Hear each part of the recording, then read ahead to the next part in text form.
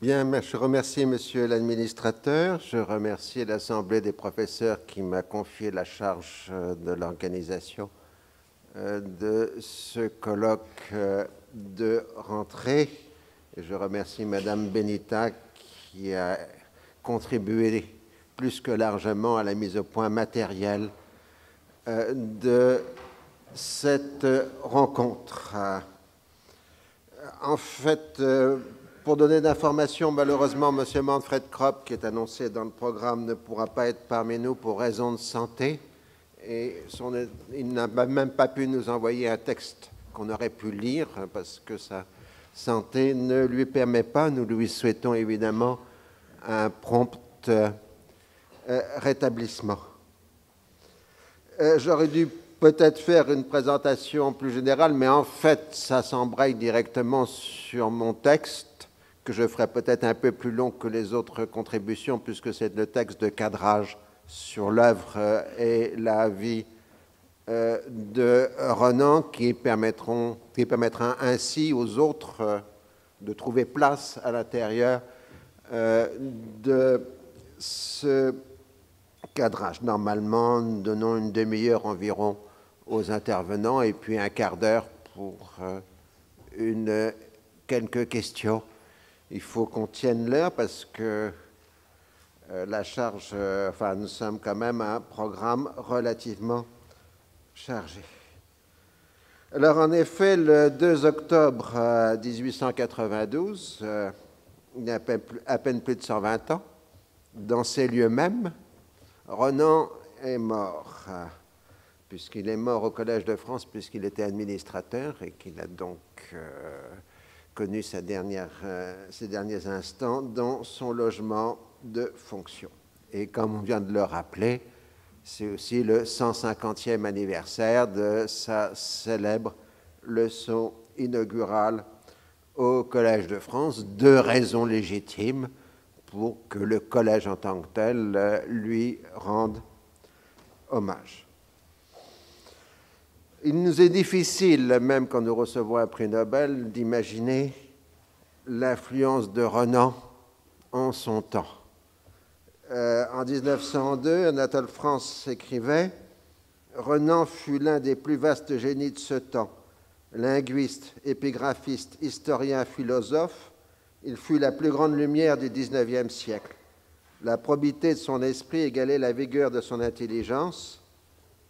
Il servit la science comme elle comme devait être servie, avec un absolu dévouement. Il consacra sa vie entière à la vérité. » Bien évidemment, le pape Pie IX, inversement, l'avait traité, semble-t-il, de blasphémateur européen, titre que d'autres voudraient peut-être revendiquer aujourd'hui. Les libres penseurs eux-mêmes ont toujours été un peu dans une position d'ambiguïté par rapport à Ernest Renan. Pierre Larousse écrit dans son célèbre dictionnaire « Libre penseur, il n'aura rendu que de très médiocres services à la libre pensée. Ses fantaisies, ses piquants paradoxes, ses mots profonds, ses ouvertures inattendues, sur les champs les plus divers de la pensée, son admirable style pourront charmer et séduire les purs lettrés, mais ils n'auront aucune prise sur ceux qui veulent des doctrines précises et définies, qui aiment avant tout les convictions fortes et robustes, la saine virilité de l'esprit, qui croient que la vérité doit être la même pour tous, que la justice et la liberté ne sont pas de vains mots, et que ce qu'il importe le plus de faire aujourd'hui pour l'avenir du monde, c'est d'éclairer la démocratie, de lui apprendre à se posséder et à se diriger. Donc là, on a une critique de gauche de Renan. En tout cas, il est certain, et c'est ce que disent les contemporains, en 1892, au moment de sa mort, le prestige de Renan avait égalé celui de Victor Hugo comme la personnalité la plus influente de la société française. On pourrait multiplier les témoignages, j'en ai un ici, mais je n'ai pas le temps de le citer, de Gabriel Monod, qui le met au niveau de Voltaire. Donc, cette immense personnalité. Ces funérailles ont été célébrées par les soins de l'État et aux frais du Trésor publique. En 1892, 1904 et 1923, des projets de loi ont été déposés pour le transfert de ses cendres au Panthéon, puisqu'à l'époque, c'était la Chambre des députés qui décidait le transfert et non pas le président de la République. Mais l'opposition des catholiques a fait échouer ces tentatives. Nous verrons tout à l'heure s'il est encore temps de demander le transfert au Panthéon. Ces quelques indications nous montrent l'importance de Renan, ce qui fait de lui un objet d'étude légitime, qui est au croisement de plusieurs disciplines scientifiques, l'histoire des sciences, l'histoire de la philosophie, l'histoire de la littérature, l'histoire politique, l'histoire des sensibilités, et on pourrait probablement rajouter encore d'autres disciplines, enfin, évidemment l'histoire des religions. Ce caractère. En général, l'approche biographique a été privilégiée. Elle est d'autant plus attractive que Renan lui-même a mis en récit les principales étapes de sa vie, en particulier les années de jeunesse. Il a ainsi fixé le cadre dans lequel des travaux d'érudition, souvent de qualité, se sont inscrits.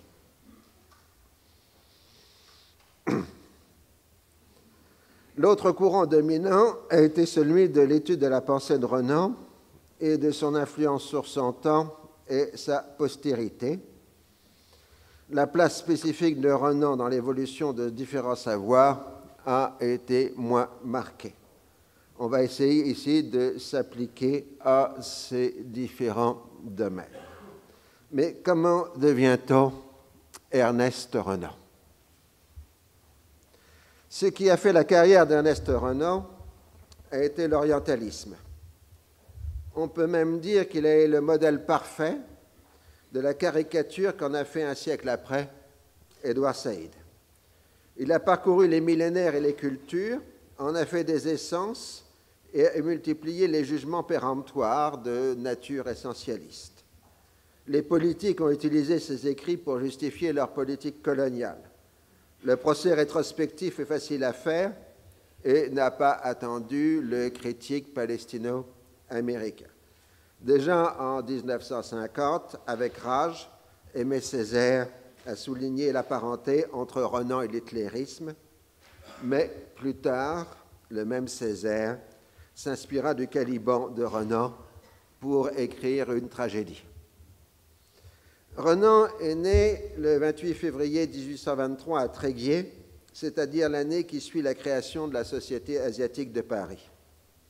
Cette décennie 1820 est le moment capital où le terme même d'orientalisme devient d'usage courant pour désigner à la fois une recherche scientifique et un mouvement littéraire et artistique. Le grand Sylvestre de Sacy, qui a été aussi administrateur au Collège de France, né en 1758, n'a été qualifié d'orientaliste qu'à 60 ans passés. Scientifiquement, cet orientalisme s'appuie sur la découverte capitale de la parenté des langues indo-européennes entre elles, connue plus tardivement en France qu'en Angleterre ou en Allemagne. Il en découle une parenté d'institutions sociales dans l'immense espace entre l'Inde et l'Europe. On discerne ainsi l'existence d'une commune féodalité à travers les siècles et les espaces. Mais qui dit féodalité dit aussi invasion, selon l'interprétation convenue depuis longtemps de la chute de l'Empire romain. L'Europe, qui commence sa révolution industrielle, tire ainsi son origine de ce nouvel Orient, celui des Indo-germaniques. Ce terme ne plaît d'ailleurs pas aux Français, qui préfèrent utiliser arien ou indo-européen. La lecture des premiers numéros du Journal asiatique est très instructive à cet égard. Mais l'orientalisme des années 1820 est aussi une volonté de renouvellement des littératures européennes en trouvant d'autres sources que les humanités dites classiques, c'est-à-dire gréco-latines. Le mouvement a été suffisamment puissant pour qu'on puisse parler de renaissance orientale. C'est durant les 20 premières années de la vie de Renan que l'orientalisme opère sa mue décisive en passant d'un domaine des belles-lettres au statut de discipline scientifique grâce à l'arrivée à maturité de la grammaire comparée et à la volonté d'établir un inventaire raisonné des civilisations humaines.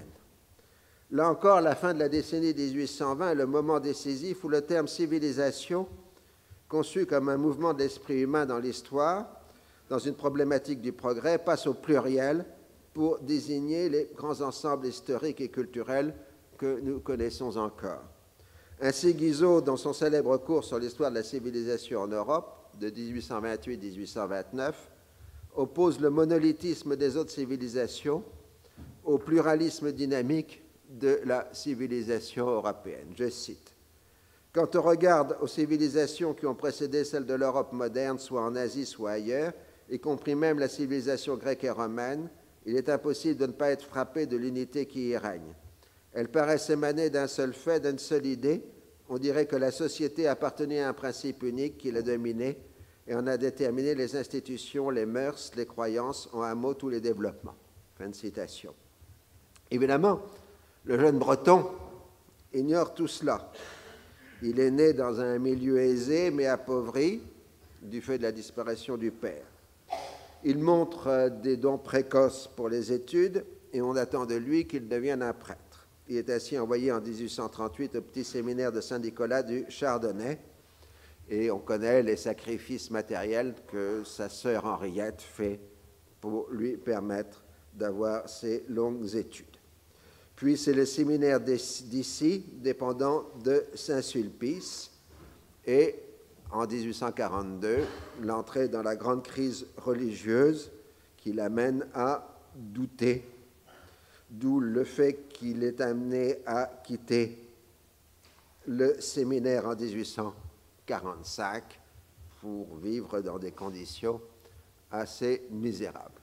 Mais au séminaire, je ne veux pas empiéter sur la communication de M. Zinc, mais au séminaire, il a aussi découvert l'orientalisme à travers les études bibliques et il a commencé à suivre les cours du Collège de France dans les différentes langues sémitiques enseignées au collège. C'est à la fin des années 1840, dans la même pension, qu'il rencontre le jeune Berthelot, qui deviendra donc l'un de ses amis les plus chers. Sa force de travail est impressionnante. En mars 1847, il dépose son premier travail académique pour concourir au prix Volney. C'est l'essai historique et théorique sur les langues sémitiques en général et sur la langue hébraïque en particulier. Il est immédiatement considéré comme le jeune et brillant espoir de l'orientalisme. Le 13 août 1847, il est reçu à la Société asiatique de Paris. Et en même temps, toujours dans cette année 1847, se met en place ce qui sera l'ambition de sa vie, c'est comment naissent les religions. Il utilise un néologisme qu'il abordera ensuite, la religionification, ce qu'il utilise dans une lettre à Berthelot, mais en même temps, il considère que la modernité, la Révolution française, le progrès technique, est en train d'engendrer une religion de la modernité équivalente aux anciennes religions. Cette ambition de savoir comment naissent ou comment fabrique-t-on une religion est l'ambition essentielle de sa vie. Et évidemment, la révolution de 1848 va lui permettre de reposer la question face au mouvement socialiste qui l'interprète, là aussi, en termes religieux. Renan est un amoureux du paradoxe. Tout en refusant l'idée d'une vérité absolue, il croit en la vérité scientifique et construit durant les années de la Seconde République tout un système cohérent qui entreprend de mettre en ordre le domaine de l'orientalisme et par là même celui des origines de l'humanité. En 1848, en dépit de la tourmente, il obtient un second prix Volney et passe l'agrégation. En même temps, il commence à s'adresser au grand public par l'intermédiaire d'un journal au nom révélateur la liberté de penser. Le cléricalisme du Parti de l'Ordre l'effraie, et il rédige dans La Fièvre en 1848-1849 L'avenir de la science, qui, résumera plus tard, exprime chez lui son besoin de résumer la foi nouvelle qui avait remplacé chez moi le catholicisme ruiné. Ça, c'est la préface de 1890. Pour lui, le salut de l'humanité passe par l'avènement de la science qui aura à organiser la société. L'ouvrage se présente sous forme d'affirmation, toute une série d'hypothèses de travail. L'œuvre de la critique moderne est de détruire tout système de croyance entaché de supernaturalisme. Science, critique, rationalisme, civilisation, philosophie sont des termes synonymes. La philologie, prise au sens de polymatie, est la science des produits de l'esprit humain. C'est la philologie inséparablement liée à la critique qui est à l'origine du monde moderne. Il va jusqu'à dire « Les fondateurs de l'esprit moderne sont des philologues ». La philologie est la science exacte des choses de l'esprit et on pourrait multiplier à travers l'avenir de la science ce genre d'affirmation. On y trouve aussi déjà l'opposition fondamentale entre les races indo-germaniques porteuses de mythologie et de philosophie et les races sémitiques porteuses de l'esprit religieux et monothéiste. Il en résulte que la vraie histoire de la philosophie est l'histoire des religions. Renan discerne deux grands dangers, celui du retour offensif du cléricalisme qui étoufferait la liberté de penser, ce qui est d'actualité en 1849, et celui de l'avènement incontrôlé des masses que représente le socialisme. L'interrogation de Renan porte sur ce dilemme. Il faut conserver les conquêtes de la civilisation déjà faites. Il faut que tous aient part au bienfait de cette civilisation. Il est prêt à s'accommoder du maintien de certaines formes d'inégalité, mais il ne peut se satisfaire des justifications données aux inégalités. Et la solution repose par une diffusion contenue de l'éducation dans le peuple. Il en est de même pour les races sauvages, je cite.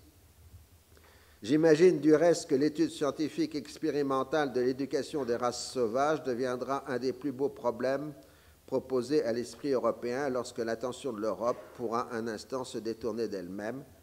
L'histoire de l'humanité n'est pas seulement l'histoire de son affranchissement, c'est surtout l'histoire de son éducation. » Fin de citation. À plusieurs reprises, comme on vient de le signaler, dans ses écrits autobiographiques, Renan exprimera le regret de ne pas s'être consacré aux sciences de la nature, qui sont l'apanage de son ami Berthelot. Mais avouons-le, c'est coquetterie de sa part. Sa problématique est un aller-retour constant entre de grandes hypothèses explicatives et des monographies de détails qui lui paraissent confirmer ces hypothèses. Il n'est orientaliste que dans la mesure où il faut aborder l'ensemble de l'esprit humain, en dresser la carte de ses productions intellectuelles. Il veut à la fois tirer au clair les origines de l'humanité et les angoissantes questions contemporaines. En revanche, esprit imbu de haute culture, il s'intéresse peu à ce que les philosophes du XXe siècle appelleront la technique. En pleine révolution industrielle, cela ne lui apparaît que comme une conséquence de l'esprit moderne, un peu subalterne probablement.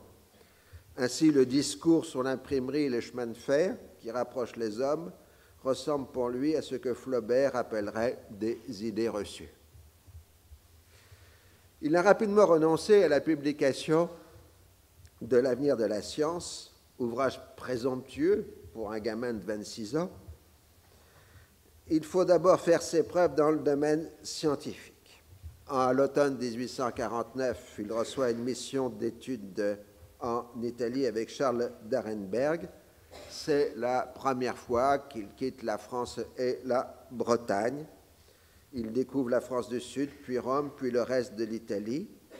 L'homme des livres s'ouvre à la vie mondaine et à la connaissance des arts. Il travaille ensuite à son retour à sa thèse sur Averroès. Le coup d'État du 2 décembre 1851 met fin au journal La Liberté de penser et Renan devient un collaborateur régulier de la revue des Deux Mondes. Il est hostile à Napoléon III qui lui paraît conjuguer le soutien des masses au cléricalisme. Il n'est pas républicain, mais appartient à un libéralisme élitiste dans la lignée des anciens orléanistes. Donc c'est avec justice qu'il collabore à partir de 1853 au Journal des débats, l'organe des orléanistes. Il soutient sa thèse le 11 août 1852 sur Averroès, puis il s'engage dans la rédaction de son Histoire générale et comparée des langues sémitiques. Son but est clair, il lui faut faire ses preuves scientifiques et disposer des titres nécessaires pour pouvoir accéder à une chaire au Collège de France, ce qui est son rêve depuis sa sortie du séminaire. Mais en même temps, ses activités de publiciste lui assurent un revenu annexe assez confortable vu la modicité du traitement de bibliothécaire qu'il a à la Bibliothèque nationale. Enfin, à l'époque, c'était la Bibliothèque impériale. Les années 1850 sont ainsi consacrées à l'édification de son œuvre philologique au sens indiqué dans L'avenir de la science. Paradoxe essentiel de son œuvre, tout en prenant les vertus de l'esprit indo-européen, il se consacre essentiellement à dresser la carte de l'esprit sémitique. Il alterne les affirmations brutales sur la pauvreté intellectuelle des races sémitiques et les jugements beaucoup plus nuancés sur l'importance du fait racial dans l'histoire. Alors, parfois, on a des choses très brutales, parfois des choses très nuancées dans ce domaine. En fait, ce que Renan appellera, c'est en quelque sorte ce que Guizot appelait le principe de spécialisation des civilisations humaines. Et on peut dire que Renan a racialisé la pensée de Guizot. En même temps, il montre bien que l'arianisme comme le sémitisme, c'est le fait d'une étroite minorité, d'une petite aristocratie d'esprit qui s'impose à des grands ensembles d'humains. Et le sémitisme, chez lui, est un idéal type. Dès qu'une population dite sémitique s'éloigne du modèle, on doit soupçonner l'existence d'un mélange ou l'action du processus de civilisation destructeur des influences raciales originelles. Ainsi, les Mésopotamiens et les Phéniciens sont des mauvais sémites parce qu'ils ne sont pas monothéistes. Donc, finalement, il n'y a que très peu de sémites qui correspondent à l'idéal type sémitique développé par Renan. Mais en même temps, il connaît déjà les dangers de l'orientation raciologique et toute la seconde partie de l'œuvre de Renan est déjà contenue dans la lettre à Gobineau du 26 juin 1856, réponse à l'envoi de l'essai sur l'inégalité des races humaines par Gobineau. L'esprit français se prête peu aux considérations ethnographiques. La France croit très peu à la race, précisément parce que le fait de la race s'est presque effacé dans son sein. Je rencontre pour ma part la même difficulté en linguistique. La langue française n'étant qu'un détritus de 4e ou 5e formation est certainement une des causes qui font que l'esprit français n'a pas du tout été amené et se prête très difficilement au vrai principe de la philologie comparée. Tout cela ne pouvait naître que chez un peuple comme le peuple allemand qui tient encore à ses racines primordiales et parle une langue qui a ses causes en elle-même. Le fait de la race est immense à l'origine, mais il va toujours perdant de son importance et quelquefois, comme en France, il arrive à s'effacer complètement. Est-ce là, absolument parlant, une décadence? Oui, certes, au point de vue de la stabilité des institutions, de l'originalité des caractères, d'une certaine noblesse dont je tiens pour ma part les plus grands comptes dans l'ensemble des choses humaines, mais aussi que de compensation. Sans doute, si les éléments nobles mêlés au sang d'un peuple arrivaient à s'effacer complètement, alors ce serait une avilissante égalité analogue à celle de certains États de l'Orient et à quelques égards de la Chine, mais ce n'est qu'en réalité une très petite quantité de sang noble mise dans la circulation d'un peuple suffit à l'ennoblir au moins qu'aux effets historiques. C'est ainsi que la France, nation si complètement tombée en roture, joue en réalité dans le monde le rôle de gentilhomme, en mettant à part les races tout à fait inférieures dont l'émixion aux grandes races ne ferait qu'empoisonner l'espèce humaine. Je conçois pour l'avenir une humanité homogène où tous les grands ruisseaux originaires se fondront en un grand fleuve et où tout souvenir des provenances diverses sera perdu. La civilisation qui correspondra à un tel état de l'humanité sera inférieure sans doute en noblesse et en distinction à celle des âges aristocratiques, mais sera-t-elle inférieure d'une manière absolue? C'est sur quoi j'hésite à me prononcer. Et déjà dans cette période, Renan développe l'idée que la civilisation est le processus destructeur du fait racial qui est le fait des origines. En 1856, il se marie avec Cornélie Schaeffer. Il est élu à l'Académie des inscriptions et belles-lettres, considérée à l'époque comme voie d'accession au Collège de France. Mais comme les milieux catholiques s'opposent toujours à son élection au collège, il continue son travail. Il fait surtout connaissance d'un grand éditeur, Michel Lévy, qui sera son éditeur jusqu'à la fin de sa vie, avec aussi là une très grande amitié. En 1860, je passe parce que ça va être retraité, il fait sa célèbre mission Phénicie de 1860-61 avec le drame de la disparition de sa sœur Henriette à Amschit, mais nous aurons une communication tout à fait forte sur ce sujet.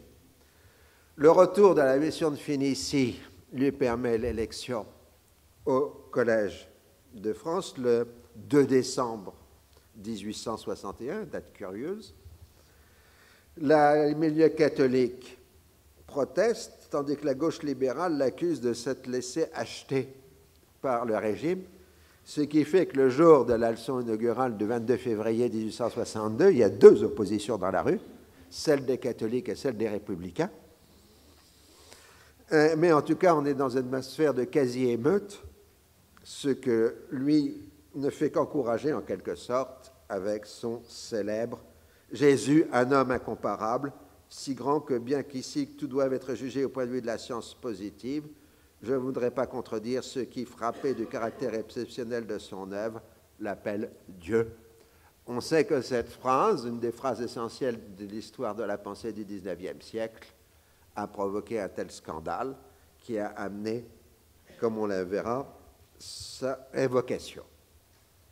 Néanmoins, il ne faut pas oublier que la même leçon inaugurale comporte l'attaque en règle la plus forte jamais portée contre l'islam. L'islamisme aujourd'hui, au contraire, se décompose lentement. De nos jours, il s'écroule avec fracas.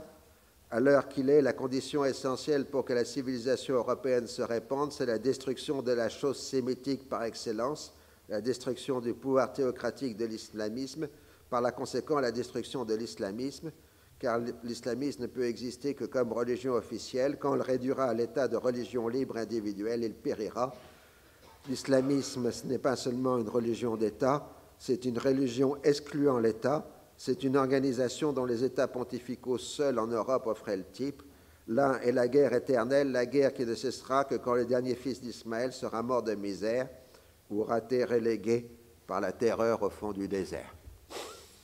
Évidemment, je ne sais pas si on pourrait se permettre aujourd'hui de s'exprimer de cette façon.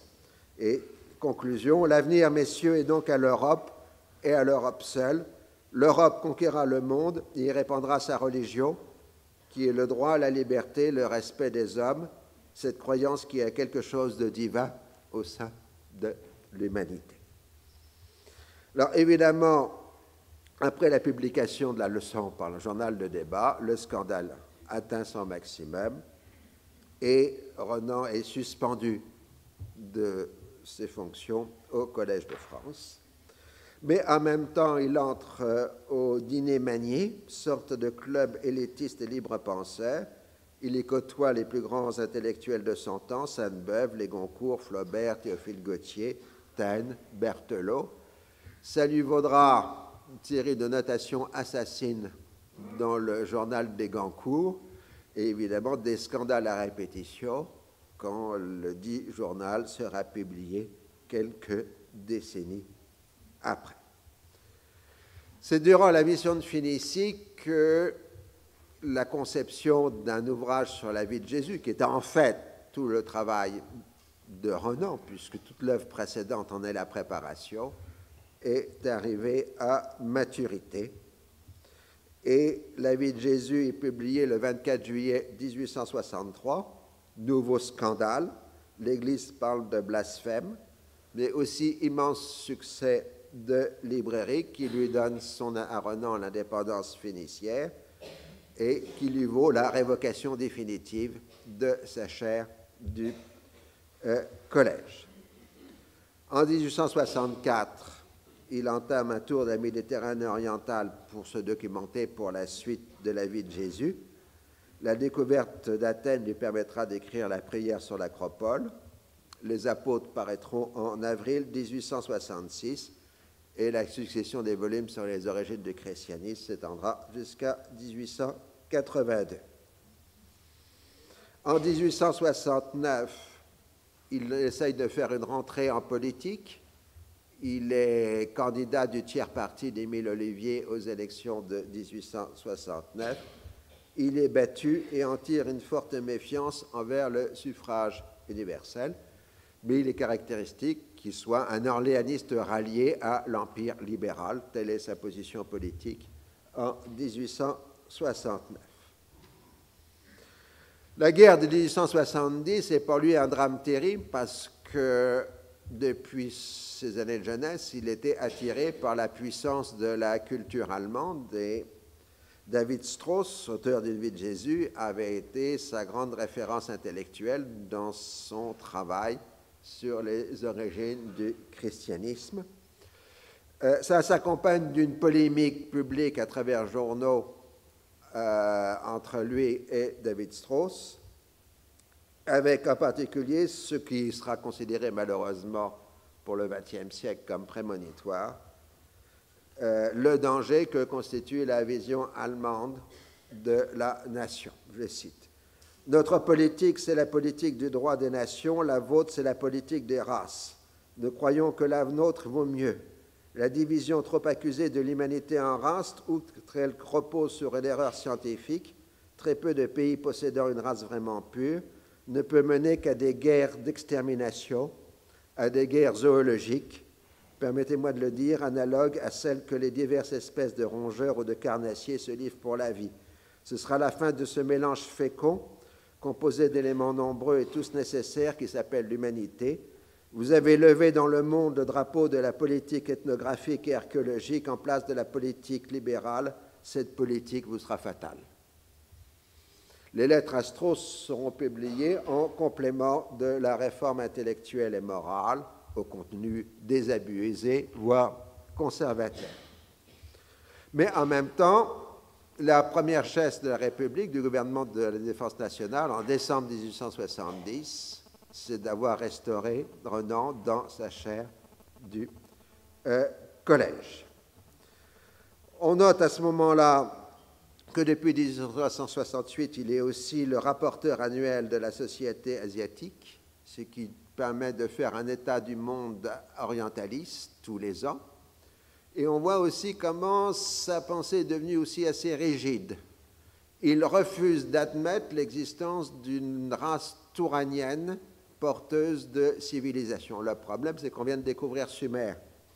Et Sumer est antérieur aux Indo-Européens et aux Sémites. Or, une telle chose n'entre pas dans la logique du système renanien. Donc, avec véhémence, Renan rejette Sumer et les Touraniens. Il exprime son ralliement à la Troisième République, à la République des Républicains, par sa grande pièce de théâtre Caliban, publié en 1878. Prospero, qui représente la civilisation, est sauvé de l'Inquisition par Caliban, qui représente le peuple. Je cite, « Je suis héritier des droits de Prospero, je dois le défendre. Prospero est mon protégé. Il faut qu'il travaille à son aise avec ses philosophes et ses artistes sous mon patronage. Ses travaux seront la gloire de mon règne. J'en aurai ma part, je l'exploite. C'est la loi du monde. » Donc le peuple protège les sciences. C'est un fait nouveau parce que jusque-là, le peuple était l'esclave du cléricalisme.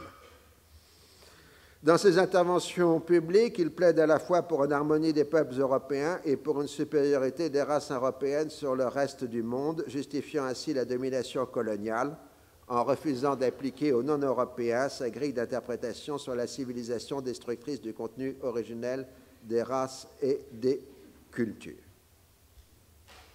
Le 13 juin 1878, il est élu triomphalement à l'Académie française. Après l'achèvement en 1882 des origines du christianisme, c'est le temps des grandes conférences de 1882-1883, dont le judaïsme comme race et religion, l'islamisme et la science, identité originelle et séparation graduelle du judaïsme et du christianisme, et évidemment le « Qu'est-ce qu'une nation » du 11 mars 1882, qui est l'aboutissement de la réflexion entamée par la lettre à Gobineau et rendue vitale par la controverse franco-allemande. Il rejette toute base anthropologique à la division de race définie par la philologie et tout usage politique de cette distinction, et on connaît la célèbre définition de la nation. Une nation est donc une grande solidarité constituée par le sentiment des sacrifices qu'on a faits et de ceux qu'on est disposé à faire encore.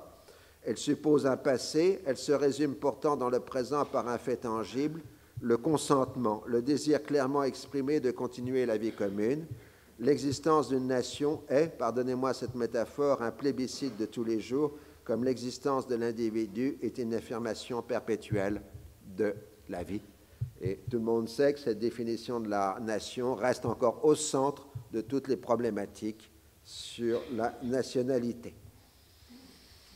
C'est aussi la publication des souvenirs d'enfance et de jeunesse, succès européen, et aussi apologie du celtisme, qui est aussi l'un des sous-aspects de l'œuvre de Renan, qui, au passage, parlait le breton. En 1883, il devient administrateur du Collège de France. Il trouve qu'il y est particulièrement mal logé.